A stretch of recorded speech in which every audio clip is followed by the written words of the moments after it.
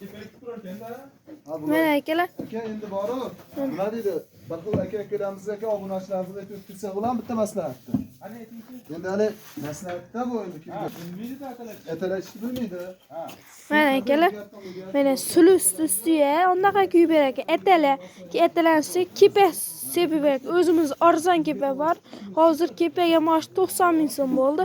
Shu kepa bor, shundan sepib berar ekan akalar. Aha. Mana.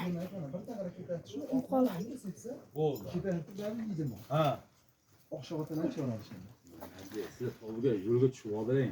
Bizlar shunaqa izlab topganmiz aka bunga. Mana akalar.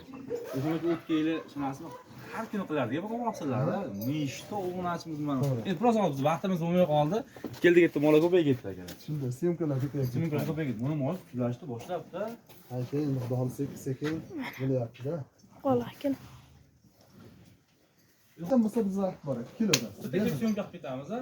Bepul aka syomkani shotirjam kilodan. Kilodan aka. To'g'ri. Kanalamiz aka xudo xohlasa kilodan aka behijob. Qo'la Yashanglar. akalar. Alloh rozi bo'lsin. Hurmatli obunachilarimiz, Tarnobga boramiz. Mana akalar aytdilar qaynab turgan joydan akalar. Bir ma'lumotni berib o'tdik akalar. Bu qolardi mana.